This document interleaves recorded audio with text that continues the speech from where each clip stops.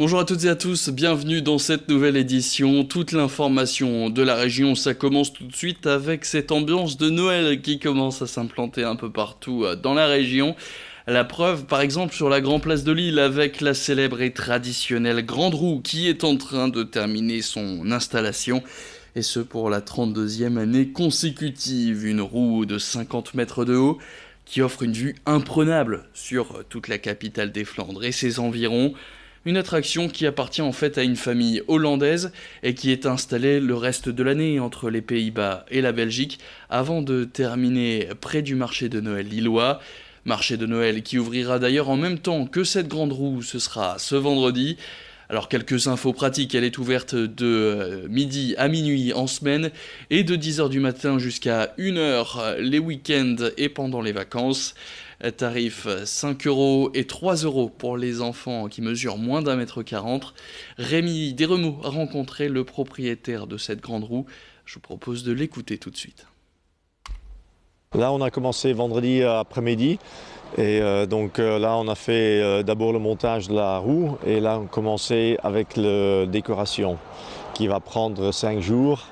Évidemment, les grosses pièces vont être vite montées, mais après, c'est tout ce qui est boule, lumière et finition qui vont prendre un peu du temps. Voilà, cette année, on a pensé aussi un petit peu aux gens qui n'osent pas aller dans la grande roue, parce qu'il y en a toujours évidemment, et on a acheté des passe-têtes en forme de bonhomme de neige ou de Père Noël, où ce que les gens puissent se prendre en photo en étant un petit peu Père Noël ou bonhomme de neige, et je pense que ça va avoir beaucoup de succès. L'actualité de ce mardi également marquée par les états généraux de l'éducation, une série de 7 débats organisés partout en France avec pour objectif de rédiger une constitution éducative. La première journée d'échange, c'était aujourd'hui à Roubaix avec des acteurs de terrain pour proposer des mesures concrètes en matière d'éducation et en faveur de la petite enfance, avec cette question principale au centre des débats. Comment mieux accompagner les enfants dès le plus jeune âge, c'est-à-dire entre 0 et 6 ans? Des échanges professionnels qui vont avoir lieu donc toute la journée. Écoutez les explications avec un directeur de crèche, Jérôme Aubry, qui était l'invité d'Adrien Lanois pour en parler sur ce plateau. On va avoir vraiment la mobilisation de tous les acteurs de la petite enfance, qu'ils soient publics, qu'ils soient professionnels, que ce soit des parents. Tous les acteurs de cette petite enfance vont être réunis pour entamer une réflexion collaborative pour faire des propositions d'évolution sur les modes de garde, d'évolution sur la parentalité, d'évolution sur tous les domaines de la petite enfance. Ça va de la santé, en passant par bien évidemment la parentalité, en passant par le cadre d'accueil, par justement le déficit d'accueil potentiel qui peut exister aujourd'hui en crèche. Donc il y a beaucoup de sujets et d'ailleurs il y a une quarantaine d'experts très complémentaires qui vont chacun aborder des thématiques particulières. On en vient à cette question. Comment dit-on allergie en espagnol, en anglais ou en italien? Difficile de s'exprimer dans les moments d'urgence quand on est à l'étranger et qu'on ne maîtrise pas forcément parfaitement la langue du pays en question. C'est pourquoi Eric Portier a développé l'application gratuite Sam On Board. Elle permet de traduire les pathologies, les allergies ou les appareils de type pacemaker, ce qui permet au secours des pays étrangers de comprendre et d'aider efficacement en cas de problème. Lancée la semaine dernière, cette application compte déjà 3 langues, parmi lesquelles le français, l'anglais et l'espagnol, et elle souhaite en faire plus. Son créateur espère que l'application comptera à terme 35 langues différentes. Ancien sapeur-pompier devenu douanier, c'est en voyant les difficultés d'échange lors des contrôles qu'il a eu l'idée de créer cette fameuse application Sam On Board, qu'il présente tout de suite au micro de Rémi Desremaux.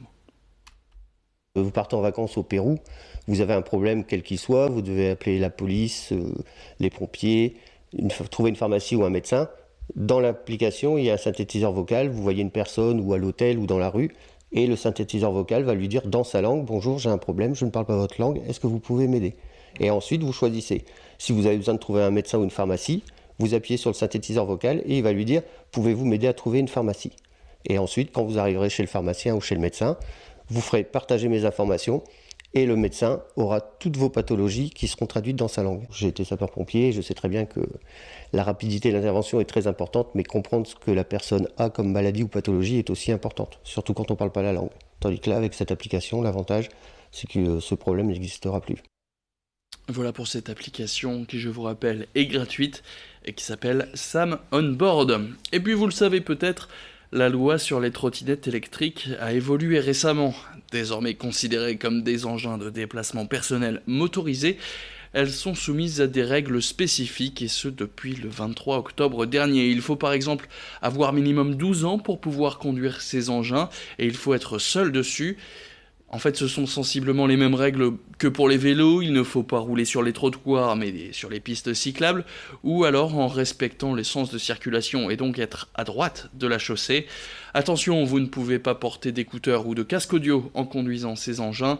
Des amendes de 35 € peuvent être données pour non-respect de ces consignes. Amende qui s'élève à 135 € si vous êtes attrapé à rouler sur les trottoirs. A noter qu'il y a aussi des règles plus techniques, comme l'expliquait Maître Charles Merlin, qui est avocat au barreau de Lille et qui était invité sur ce plateau. La trottinette électrique doit comporter un certain nombre d'équipements, effectivement. On peut noter qu'il doit y avoir un klaxon, un système de freinage, des bandes réfléchissantes, des feux avant et arrière. Lorsqu'on utilise une trottinette électrique la nuit, on doit porter un gilet réfléchissant. Il est aussi important de noter que désormais, ces trottinettes électriques doivent être bridées à 25 km/h.